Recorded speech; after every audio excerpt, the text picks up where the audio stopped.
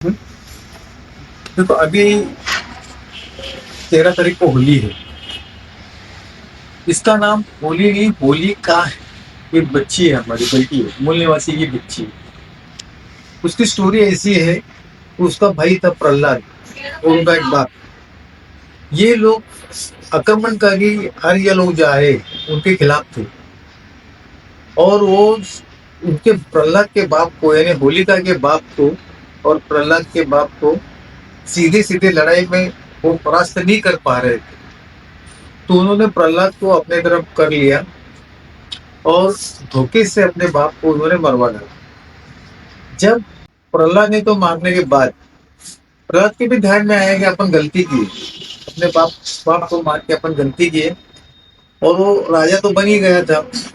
उसने फिर उन्होंने जो आक्रमणकारी जो आर्य आए थे यूरेशिया से, उनके खिलाफ उसने अपना दौर चालू किया। उसको भी उन्होंने लड़की जुआ दारू के इसमें चक्कर में डाल के उसको भी मरवा डाला। उसको मारने के बाद होलिका उन्हें पूरा राज का कंट्रोल ले लिया। और वो भी आज जो आक्रमणकारियों के खिलाफ काम कर रही थी। और वो जो होम करते थे, होम हवन करते थे, उसमें जानवरों का, ज्यादा करके गाय का जो बलि देते थे, उसके खिलाफ वो काम कर रही थी। उनको करने नहीं दे रही थी। उनको जो जहाँ जहाँ वो लोग गोकशी कर रहे थे, जानवरों को मारते थे, वो हर जगह पे जाके उसको विरोध करते थे, उनको हमला करके उनको भगा देते थे। ये जब इनके कंट्रोल के बाहर गया तो उन्होंने एक साजिश किया कि होलिका को भी मारना पड़ेगा। क्योंकि ये जो आक्रमणकारी लोग थे वो नहीं चाहते थे कि यहाँ मूल निवासी यहाँ राजा बने या यहाँ अमन शांति रहे। आज भी वही दौर उन्होंने चालू किया है। रेप हो रहे हैं, लड़कियों पे रेप हो रहे हैं, ऑफिस में रेप हुए हैं, हो रहे हैं, स्कूल में रेप हुए, बच्चों के ऊपर रेप हो रहे हैं, गरीबों को, यहाँ के मूल निवासियों को कुचला जा रहा है। पुलिस केसेस नहीं दाखिल कर रही है। ये दौर फिर वो वहाँ चालू हो गया था वहीं से। तो ये जब चल रहा था तो उन्होंने एक जंग में होलिका को घेर लिया और उसके ऊपर गैंग रेप हो गया। गैंग रेप होने के बाद उनको मालूम था अगर ये बच गई तो फिर से उछल के आएगी। जैसे फूलन देवी के ऊपर जो लोगों ने रेप किया था, फूलन देवी ने जैसे उनके तो रेप करने वालों को लाइन में खड़ा करके 25 ठाकुरों को मार डाला था एक लाइन से, एक ही दिन में। तो उनको लगा कि ये सब हो जाएगा और अपने लोग बहुत सारे मारे जाएंगे। तो उन्होंने गैंग रेप किया उसके ऊपर और उसको जला डाला। जब वो आग से जूझ रही थी, चिल्ला रही थी, तो उसका आवाज मूल निवासियों तक ना पहुंचे और उसके मदद के लिए कोई ना आए, तो उन्होंने उधर ढोल ताशा बनाया, कलर उड़ाया, और ताकि उसकी आवाज उसमें दब जाए। और वैसे ही हुआ। और अफवाह फैलाई गई कि होली का बिजली बन के आसमान में चली गई। और आज भी वो बताते हैं कि जब बिजली चमकती है तो बोले होली का है। तो ये इस तरह से उन्होंने अपने इन लोग को, मूल निवासियों को मिसगाइड किया और होलिका को खत्म कर दिया। अभी ये सब, ये जो नॉलेज हमारे पास इल्म नहीं होने की वजह से आज भी यहाँ का मूल निवासी होली लगाता है। होली होली को कलर उड़ाता है और खुशी मनाता है, मिठाई बांटता है। उसको ये नहीं मालूम कि होलिका उनकी ही लड़की थी, उनकी ही बहन थी, उनकी ही माँ थी और उसके ऊपर गैंग रेप करके उसको मारा गया था।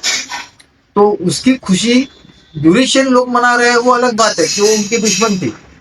मगर बड़ी दुख की बात है कि हमारे लोग भी, यहाँ के मूल निवासी है, ओबीसी है, बीसी है, शेड्यूल कास्ट है, शेड्यूल ट्राइब है, मराठा है, और इनमें से जिन्होंने इस्लाम कबूल किया, बौद्धिज्म कबूल किया, क्रिश्चियनिज्म कबूल किया, सिखिज्म कबूल किया, वो लोग भी ये होली मना रहे हैं।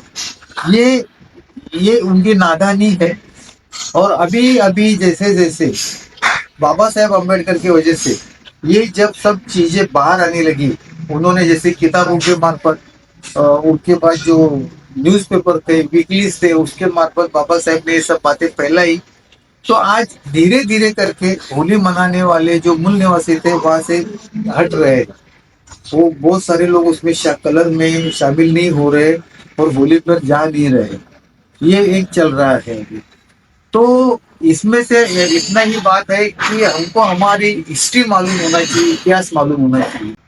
ये ऐसे एक बहुत बड़े दानिश्वर कहते हैं कि अगर आपको तारीख बनाना है तो आपको पहले आपकी तारीख मालूम होना चाहिए, आपको आपका इतिहास मालूम होना चाहिए। आपके पूर्वज कौन थे, उन्होंने क्या क्या किया, किससे लड़ाई की, दुश्मन किसको थे, उनको कैसे परास्त किया और क्या क्या कुर्बानियां दी हमारे लिए। ये सब जब हमको मालूम पड़ेगा तो हम लड़ने को खड़े हो जाएंगे। आज यही बात है, बहुत सारी चीज ऐसी है कि बहुत सारे जो मजहब है, हिंदू के कहने वाले जो मजहब है, वो हर जगह पे उन्होंने कहीं ना कहीं हमारे ही मूल निवासियों को मार के उसका उन्होंने खुशी मनाई है और हम उसमें शामिल हो जाते हैं। ये हमारी बेवकूफी है। दूसरे तरफ कभी भी ये लोग, यूरेशियन लोग, हमारा जो त्योहार है, मूल निवासी के जो त्योहार है, उसमें कभी भी शामिल नहीं होते। इससे तो हमको सबक लेना चाहिए कि वो अगर हमारे में शामिल नहीं होते तो हमें भी उनके जो कुछ त्योहार है उनमें शामिल नहीं होना चाहिए, क्योंकि वो हमको मिसगाइड करते हैं। आज ये दौर चला है तो इसके ऊपर से हमको सबक लेना चाहिए और दुश्मन की पहचान होना चाहिए। आज हमारे ऊपर कानून के मार्फत, पुलिस के मार्फत जो अत्याचार हो रहे हैं, हमारे खिलाफ कानून बन रहे हैं, हमें मालूम ही नहीं हमारे खिलाफ कानून बन रहे हैं। हमारे हमारे हमें मालूम ही नहीं कि जहाँ जहाँ हम लोग हमारा रास्ता है वहाँ कोई भी किस्म की सहूलत नहीं रहती। जैसे सेकंड क्लास के डब्बे में, टॉयलेट में 72 की सीट में 200 लोग बैठे रहते हैं। एसी 2 में 4 लोग रहते हैं तो एसी 1 में 3 लोग ही रहते हैं। तो ये सब बातें हैं क्योंकि वहाँ हम मूल निवासी नहीं रहते, जो वो पैसे खर्चे वाली बात आती है।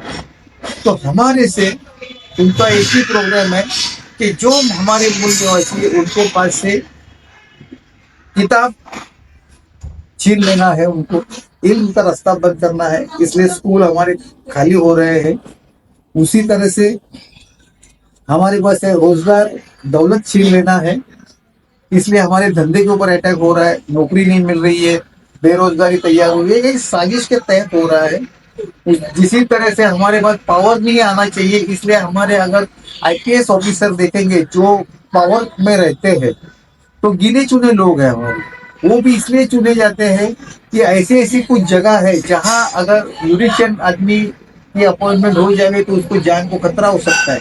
जैसे असम है, मणिपुर है, महाराष्ट्र में झारखंड है, वहाँ जो नक्सलाइट कार्रवाई है, कश्मीर है, तो वहां अपॉइंट करने के लिए फिर वो एक मुसलमान को भेजेंगे या तो ओबीसी को भेजेंगे, बीसी को भेजेंगे। तो और हम लोग खुश हो जाते हैं कि देखो हमारा बच्चा है आईपीएस होके कश्मीर में काम कर रहा है। अरे वो कश्मीर में काम नहीं कर रहा है, उसको तो मरने को भेजा गया है। वो मणिपुर में अगर उसको भेजा गया है तो मरने के लिए भेजा गया है। जुडिशरी में भी जो लिया जाता है, जैसे जवान में हमारा जब आदमी अपॉइंट होता है तो वहाँ तो स्कूल नहीं है, कॉलेजेस नहीं है, मार्केट नहीं है, एंटरटेनमेंट का कोई साधन नहीं है। अगर थोड़ी सी अच्छी स्कूल है तो वहां से 70 किलोमीटर दूर डहानू में, तो ऐसे जगह पे वो लोग यूनिशियन आदमी को अपॉइंटमेंट नहीं करते, हालांकि हमारे आदमी को अपॉइंट करते हैं। ये जो सियासत हमारे ध्यान में आनी चाहिए, जब तक ये हमारे ध्यान में आएगी नहीं, हम ऐसा सोचना नहीं चालू करेंगे, तब तक हमारे ऊपर अत्याचार होते रहेंगे और हमको ये बर्दाश्त करते रहना पड़ेगा। जय हिंद।